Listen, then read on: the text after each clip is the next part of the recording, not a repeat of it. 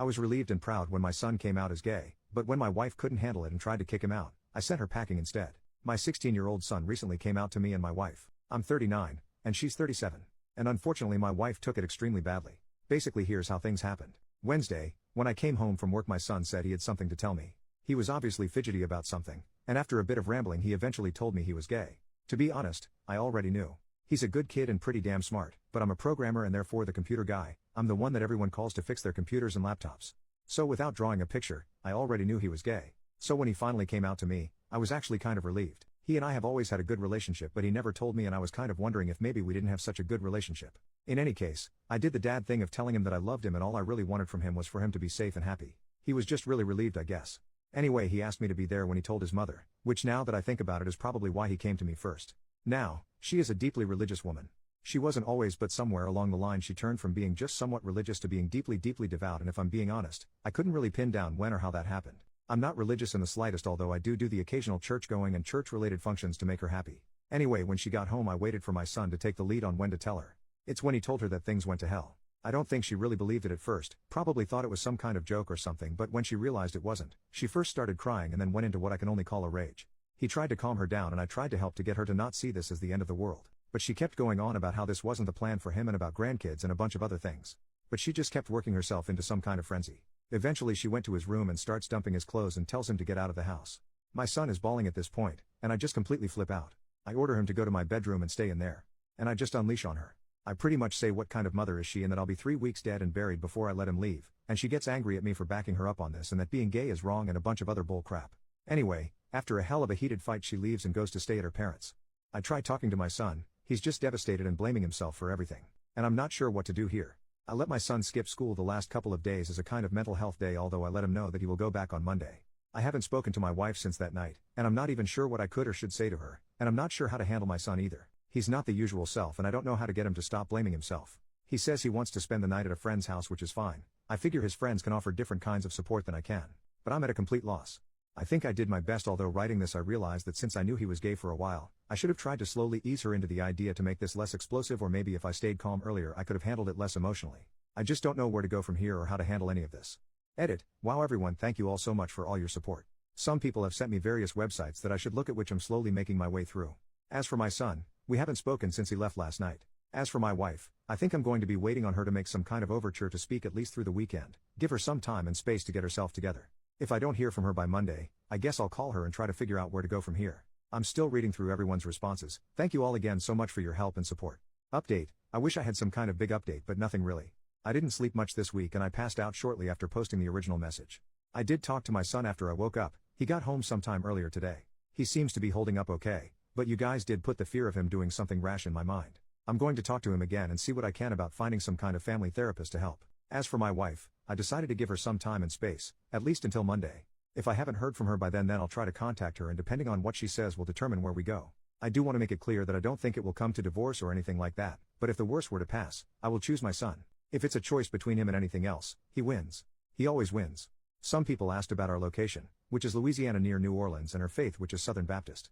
There also seemed to be some confusion about the timeline regarding when my son went to his friend's house. He went last night, Friday. Everything else happened on Wednesday. He does sleep over at his friends occasionally or bring his friends here. They usually spend way too much time watching movies or playing something on the PC or PS4. Also he is 16, I'm 39 and his mother is 37. Again I want to thank you all so much for your support. I promise I'm reading all your replies and will take any advice to heart. Just thanks again for everything. Update. Hello everyone. I wasn't sure if I wanted to post this update. I'm not one of someone who really feels the need to post everything about their lives on the internet, but some of you are so kind and supportive that I don't want to leave you hanging. I guess I'll start with my son. You all really put the fear of him hurting himself into my head. So I ended up talking to him about it in what I can only describe as the most miserable conversation of my entire life.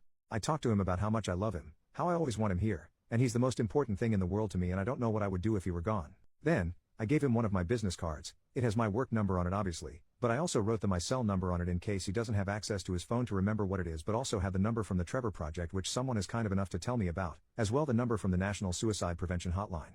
I told him please put the card in his wallet and if he ever feels like he's going to hurt himself to please call me or one of those other numbers. He took it, said thanks, and he was really trying his damnedest to reassure me that he wasn't really thinking about anything like that.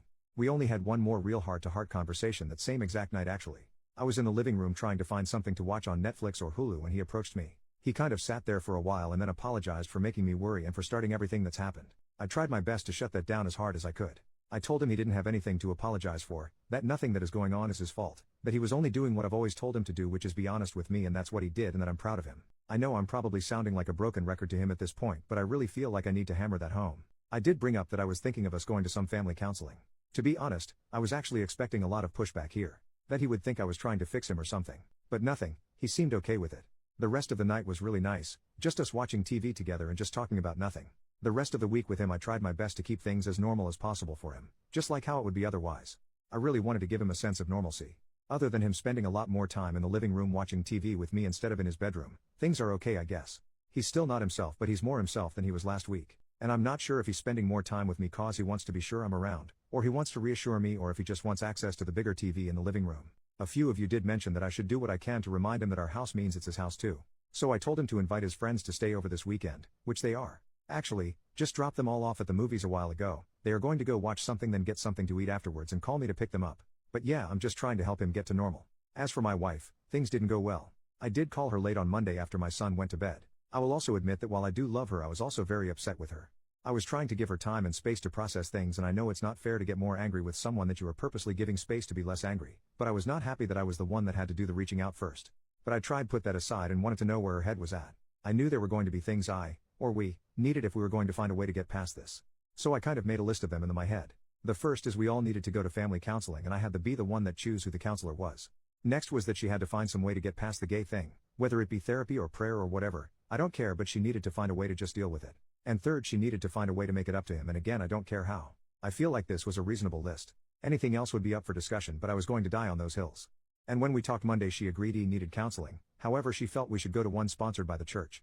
I told her that was off the table. I wanted a counselor who could be neutral and who I could trust when left alone with him. And we circled this point until nearly 3 a.m. So we decided to pick this up again on Tuesday, where we had the exact same discussion until very late in the night. And then we did all again on Wednesday. Wednesday night I told her that we needed to do this in person and finally get somewhere with this. So Thursday morning, I told my son I was going to be very late coming home, left him some money to order a pizza and told him that he and his friends could start their weekend shenanigans a day early if they liked. And then after work on Thursday, I went over to her folks and we tried to have this talk again. And we got nowhere with it. I just refused to go to someone I can't trust. So sometime later, I don't know, I guess I let go. I just gave up. I broke. I just couldn't freaking do it anymore. I just couldn't keep circling that freaking wagon anymore. I know you shouldn't make life-altering decisions when you've only had maybe 8 hours of sleep spread over about 9 days and none of it in intervals greater than 20 goddamn minutes. But I was just done. I just couldn't do it anymore. I tried, I really did. I really wanted to make it work. We were together since college and I do love her, but I just can't do it. I can't create a situation where my son could be hurt, especially now. I have to be there for him, someone has to be. So I said it's probably for the best that we stay apart and I would bring her the rest of her things over this weekend, and I left. I went to Walmart, grabbed some boxes, cried for about half an hour in my car, and then went home. I got home at some ungodly hour to find a couple of my son's friends asleep on my couch.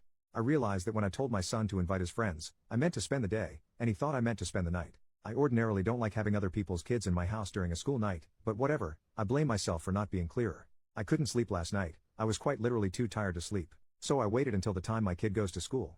Woke them all up, made them all breakfast, sent them all off to school, sent my boss an email taking a sick day, and then finally fell asleep for about 10 hours. Which brings me to now where I drove my kid and his friends to the movies. I've decided I'm not ever going to tell my son about some of the things she said when we were talking.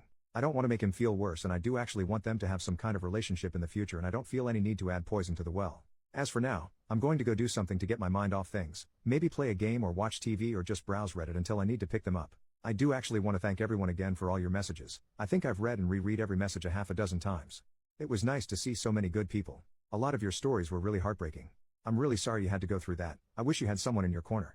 Everyone deserves someone in their corner. As one internet stranger to another, you are all really strong people. Edit to add. As for the people asking about getting a divorce, actually that's where it is going. I didn't put it in the update, but yeah. I'm probably going to contact a divorce attorney on Monday. I haven't figured out how to tell my son yet. But that's a tomorrow problem. I just don't want to think tonight.